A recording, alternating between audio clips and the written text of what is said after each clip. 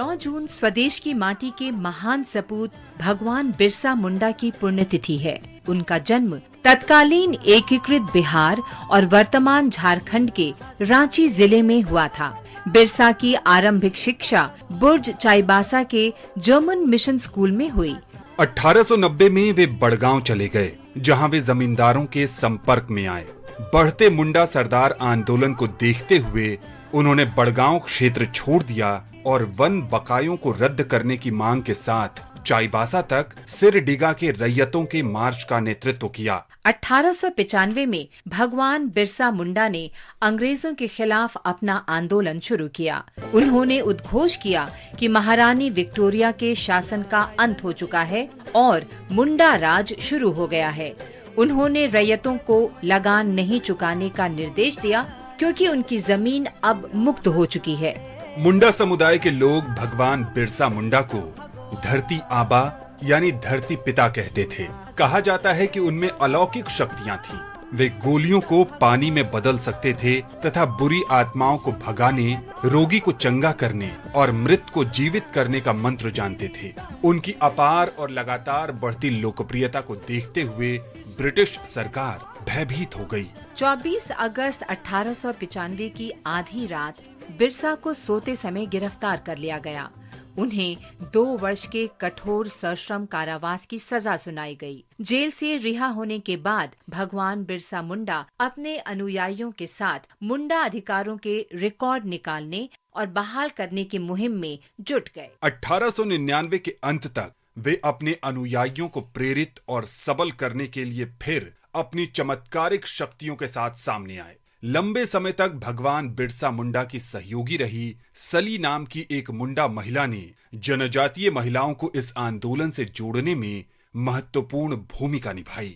वर्ष 1899 की क्रिसमस पर लगभग 7,000 स्त्री पुरुष एकत्र हुए और अंग्रेजों के शोषण के खिलाफ उलगुलान मुहिम की शुरुआत की, जो जल्दी ही खूंटी, तामर, बसिया और रांची तक फैल गई। जनवरी 1900 में समूचा मुंडा समुदाय हथियारों से लैस होकर इस क्रांति में कूद पड़ा और प्रशासन की जड़ें हिला दी। बाध्य होकर कमिश्नर को बिरसा को गिरफ्तार करने के लिए भारी इनाम की घोषणा करनी पड़ी। 9 जनवरी 1900 को ब्रिटिश सेना ने डोमबारी के निकट सैल रकाब पहाड़ियों के पास मुंडा योद्धाओं पर हमला कर दिया। बिरसा के अनेक साथी मारे गए।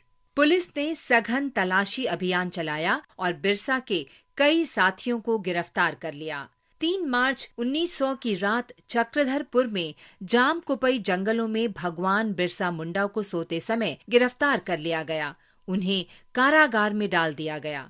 1 जून 1900 को डिप्टी कमिश्नर को बताया गया कि भगवान बिरसा मुंडा हैजे की चपेट में आ गए हैं। जेल अधीक्षक कैप्टन AR एंडरसन ने उनका इलाज शुरू किया। 7 जून तक बिरसा की हालत में कुछ सुधार हुआ, लेकिन 8 जून को फिर उनकी तबीयत बिगड़ी और 9 जून 1900 को जेल में ही उनका निधन हो गया। बताया गया कि उनके पार्थिव शरीर का अंतिम संस्कार रांची के कोकर में डिस्टली ब्रिज के किनारे कर दिया गया। इस महान क्रांतिकारी को हमारी भावभीनी श्रद्धांजलि। आज हम शहीद हरिकिशन का भी स्मरण कर रहे हैं।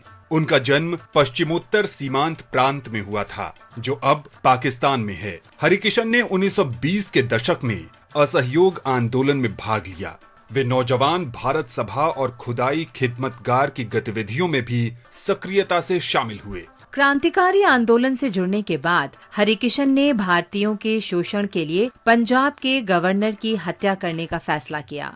इसे अंजाम देने के लिए 23 दिसंबर 1930 को पंजाब विश्वविद्यालय के दीक्षांत समारोह में गवर्नर के संबोधन का समय चुना गया। नियत समय पर हरिकिशन ने गवर्नर पर गोली चलाई, लेकिन वो किसी तरह बचने में कामयाब हो गया। हरिकिशन को गिरफ्तार कर लिया गया और मौत की सजा सुनाई गई। 9 जून 1931 को मनवाली जेल में उन्हें फांसी दे दी गई। देश की माटी के इस साहसी सपूत को हमारी श्रद्धांजलि।